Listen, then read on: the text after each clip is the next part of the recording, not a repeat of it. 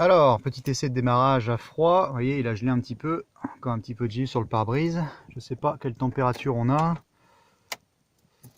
Alors, s'il me l'affiche, 3,5, ouais, 3 degrés et demi. On va voir ce que ça donne. Donc là, je suis à 50% d'éthanol.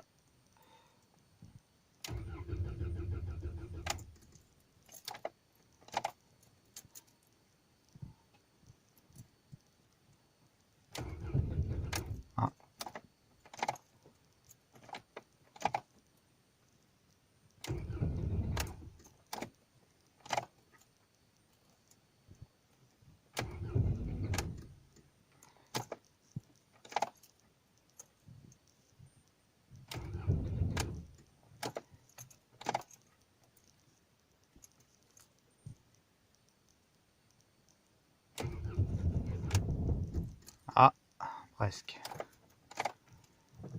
Ouais, c'est quand même fastidieux, hein. Bon, une fois que c'est parti, c'est bon.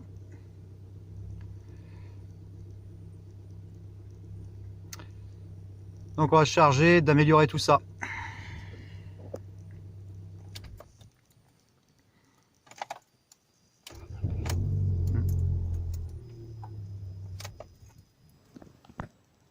Alors, on se retrouve sous le capot, donc je viens de sortir totalement la rampe d'injection d'origine, hein, elle est ici, et j'ai déjà démonté un injecteur qui est là, donc vous voyez la rampe d'injection qui vient se loger ici. Donc moi je vais laisser en place tout ça au niveau du collecteur d'admission, vous voyez les injecteurs viennent ici, 1, 2, 3 et 4 là, d'accord. Et je ne vais même pas aller m'embêter avec le système de raccordement ici, d'arrivée d'essence, parce que j'ai pas envie d'aller vraiment l'endommager. On voit qu'il a déjà été touché. Bon, c'est des petites pièces en plastique. En plus, on est en plein hiver, là, ça risque de casser si je trifouille un petit peu trop. Donc, dans l'immédiat, j'ai sorti déjà un injecteur dont on va parler ici. Et puis, vous voyez, donc j'ai fait tomber la pression de cette façon-là. Et puis, j'ai récupéré l'essence supplémentaire. Je vais en profiter pour réviser un petit peu ici, vous voyez, au niveau de la commande pour les bobines d'allumage et tout ça, suite au problème qu'il y a eu de départ d'incendie sous le capot, on a des fils un petit peu à refaire à droite à gauche, et ici j'ai une nouvelle rampe, donc je vais vous fixer la caméra, ça sera plus agréable, et puis on en parle tout de suite.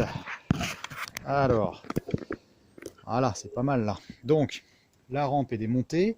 Première des choses, bien vous repérer au niveau des petites pièces plastiques, donc on a cette pièce là ici qui vient verrouiller au niveau du montage final, donc moi je repère côté moteur, côté bloc, pour ne pas se tromper au moment du remontage, avoir la mauvaise phase du mauvais côté. Et ici j'ai mis un D pour distribution boîte de vitesse, comme ça on sait que au niveau du montage on est dans ce sens là, pas de risque de l'inverser ni comme ça ni à l'envers, d'accord. Après au niveau de l'injecteur d'origine, donc là on est sur ceux qui sont prévus normalement pour la rover ici d'origine en 8 comme ça en K-Series. Donc si on a la caméra qui sait faire une petite mise au point, normalement on devrait voir, voilà, la référence de l'injecteur. Ah, c'est pas évident. Je vais vous la... Ah, voilà, on l'avait presque. Donc je vais vous la donner. Donc elle est notée ici, c'est 0 280 155 885. D'accord, donc là on est sur la référence d'origine. Alors ils peuvent être bleu ciel, j'en ai vu aussi en noir, donc vous focalisez pas uniquement sur la couleur. Et donc ceux-là ils vont avoir un débit de 116 grammes à 3 bars. Donc ça, il faut se référer. Le mieux étant d'aller sur le site Bosch directement, de taper les références, et puis on va vous donner la totalité, non seulement des références de pièces détachées, mais également toutes les caractéristiques avec les résistances, ce genre de choses. Donc là, j'ai tout démonté, et moi, je me suis procuré, donc, dans le cadre du passage à l'éthanol, où normalement, on doit tabler sur, idéalement, on va dire 30% de volume de carburant supplémentaire par rapport à un fonctionnement 100% essence. J'ai trouvé ces injecteurs ici qui proviennent donc d'une rampe d'MGTF. Alors je l'ai fait venir d'Angleterre directement. Ça j'ai payé ça 29 livres livré, donc avec les 4 injecteurs. Ça vient d'un véhicule qui fonctionnait, donc c'était...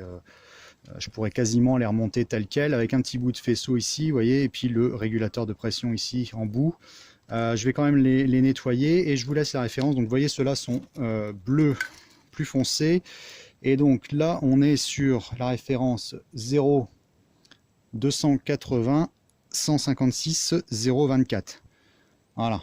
Au passage, vous voyez mes fantastiques vêtements que je traîne, mais il n'y a que dans les vieux vêtements qu'on est vraiment bien pour travailler. Donc ceux-là, ils vont débiter 150 grammes, pareil sur les, on va dire dans les mêmes circonstances d'utilisation, donc à 3 bars également. Donc ils sont pile poil dans la plage qui m'intéresse au niveau des pourcentages. Donc on va démonter ça, je vais aller nettoyer le tout, et puis on va tout remettre en place. Je vais garder ma rampe d'origine, hein, afin de ne pas prendre trop de risques. Par contre, je vais peut-être mixer un petit peu mieux parce que j'ai vu que ce faisceau là au niveau de la commande c'était un petit peu en meilleur état, hein. Donc on va essayer de mixer tout ça et puis on se retrouve par la suite. Alors on se retrouve au sortir de l'ultrason. Donc ouais, la luminosité diminue en hiver, il fait noir vraiment tôt. Donc là les injecteurs ils ressortent, hein, du nettoyage ultrason. J'ai changé les joints au passage. Et donc là ils sont vraiment top. On va pouvoir remonter la totalité de tout ça. J'ai préparé le faisceau, hein, donc j'ai bien repassé la totalité de mes fils, hein. J'ai tout nettoyé, j'ai remis tout sous gaine et puis sous Chatterton ici là derrière. Donc là j'ai un faisceau qui va être vraiment en bon état, et du fait je mets de côté celui qui m'intéresse plus, donc la rampe de l'AMG ainsi que le faisceau que j'avais d'avance. Voilà, donc ces pièces là je les mets de côté, j'en ai plus besoin pour le moment. On va se contenter de remonter tout ça et puis on se retrouve tout de suite. Alors voilà, 5 minutes plus tard, vous voyez, tout est monté, donc on avait bien tout repéré. Ils sont en place. On va remettre uniquement la petite plaque ici de verrouillage, hein, qui vient comme ceci, et on va présenter le tout. Je rebranche le faisceau et on vérifiera qu'on n'aura pas de fuite à la mise en pression, et normalement ça devrait fonctionner. Alors voilà, tout est remonté, donc la rampe est en place, hein. J'ai rebranché la totalité du faisceau. J'ai remis aussi les pièces adjacentes, hein, périphériques. Vous focalisez pas sur le filtre à air corné, tuning, je sais pas quoi. Ça provient du fait qu'il y a eu un départ d'incendie, donc la boîte à air d'origine de la voiture a cramé, donc l'ancien propriétaire a reclaqué un filtre en attendant, hein. C'est mieux que de ne rien mettre. Et puis moi je vais chercher pour retrouver la bonne pièce d'origine en occasion, mais c'est pas évident à trouver. Donc là vous voyez, tout est remonté. On va faire les premiers essais. Avant de démarrer, on va déjà mettre le contact, mettre en pression, vérifier qu'on n'a pas de fuite nulle part. Alors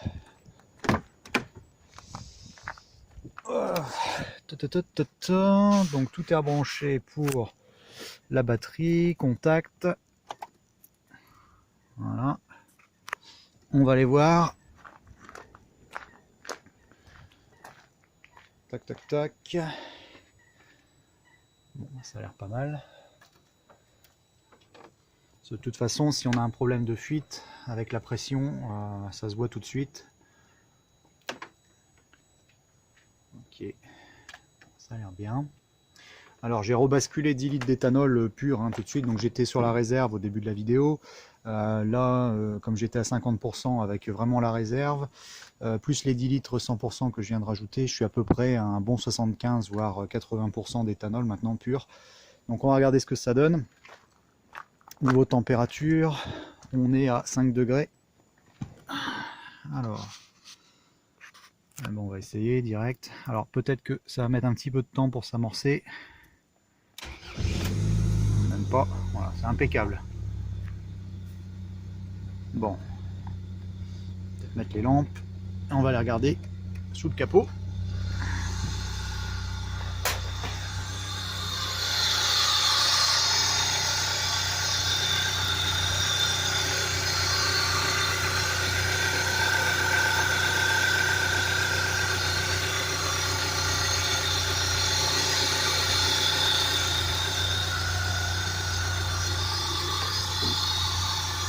Bon.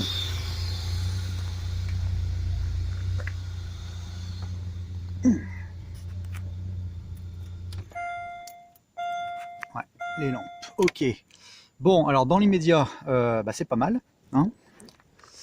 Il n'y a plus qu'à essayer et puis maintenant fonctionner avec du 100%. Donc c'est la solution que j'ai trouvée, hein, moi pour l'instant la moins onéreuse, puisque je vous rappelle que c'est un véhicule qu'on m'a donné. Donc au niveau financier pour fonctionner sur 100% d'éthanol, avec le remplacement de ces pièces voilà, par des injecteurs d'occasion qui ont un meilleur débit. Je pense que c'est pas une mauvaise solution du tout, sachant que bon, on peut éventuellement aussi passer sur tout ce qui est boîtier, reprogrammation, des trucs qui sont peut-être plus adaptés.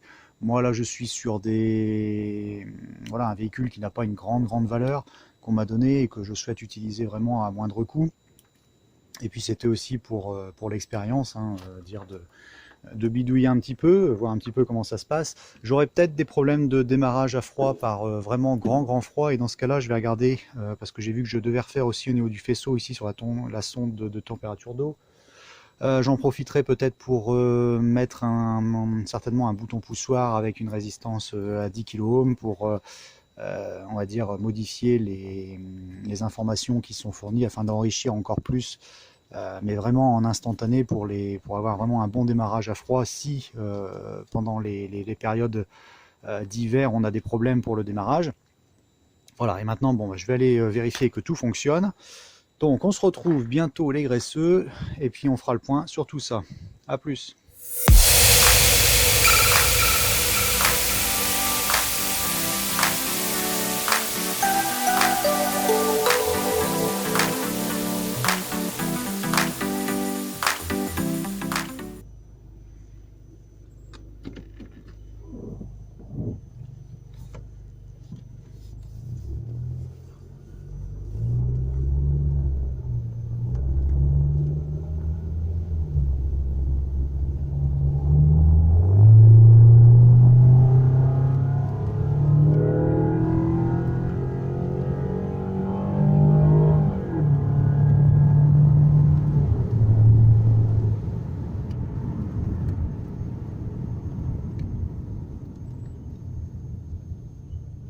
Bon, bah c'est tout bon tout ça.